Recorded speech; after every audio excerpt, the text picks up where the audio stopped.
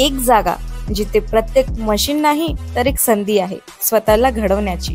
ही जागा म्हणजे Chhajed fitness club, Rahuri factory मधील सर्वात विश्वसनीय आणि हायटेक जिम।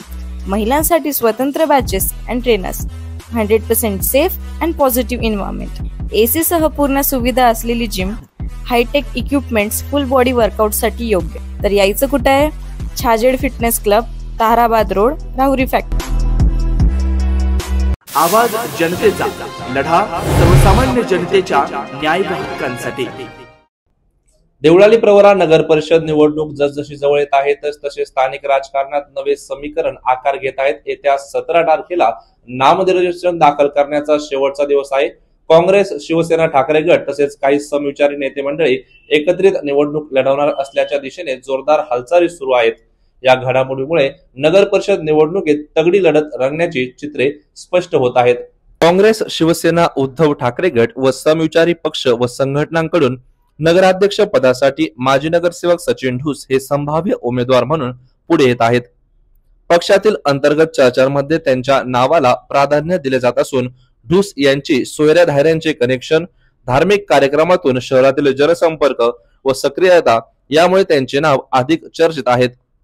तर दुसरीकडे तनपुरे कारखान्याचे संचालक व काँग्रेसचे शहराध्यक्ष कृष्णा मुसमाडे आणि माजी नगरसेवक डॉक्टर विश्वास पाटील यांनीही नगराध्यक्ष पदाच्या उमेदवारीसाठी आपली दावेदारी कायम ठेवली आहे। सचिन ढूस हे भाजपचे सत्यजित कदम यांच्यावर नाराज होऊन बाहेर पडले होते। त्यानंतर ते शिंदे गटाच्याही संपर्कात होते।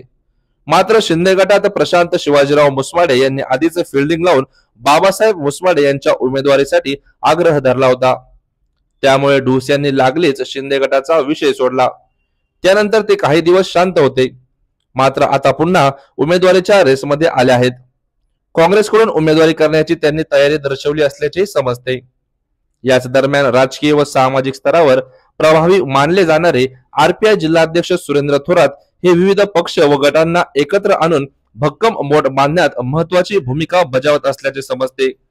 निवडणुकीपूर्वी एकमुखी पॅनल निर्माण करण्यासाठी सुरेंद्र थोरात हे सक्रिय आहे। त्यांनी आताच समर्थकांचा मेळावा घेतला। या मेळाव्यात एकलव्य संघटनेचे संस्थापक अध्यक्ष शिवाजीराव ढवळे, उद्योजक गणेश भांड, सेनेचे दत्ता कडू, प्रहारचे आप्पासाहेब ढूस, काँग्रेसचे वैभव गिरमे यांनी हजेरी लावली होती। या मेळाव्यातून काँग्रेस, सेना व इतर समविचारी मंडळींचा पॅनल होण्याबाबत संकेत मिळाले। आज बैठका, चर्चा आणि तडजोडींच्या हालचालींना अधिक वेग येणार असून स्वतंत्र पॅनलचा अंतिम स्वरूप कोणता व कसा असणार आणि नगराध्यक्ष पदाचा उमेदवार नेमका कोण असेल याकडे संपूर्ण शहराचे लक्ष लागले आहे। मात्र सध्या तरी सचिन ढूस यांचे नाव आघाडीवर असल्याचे बोलले जात आहे। नवनवीन घडामोडी आणि सत्य बातमी पाहण्यासाठी आजच आमच्या YouTube चॅनलला सबस्क्राईब करा, शेअर करा आणि लाईक नक्की करा।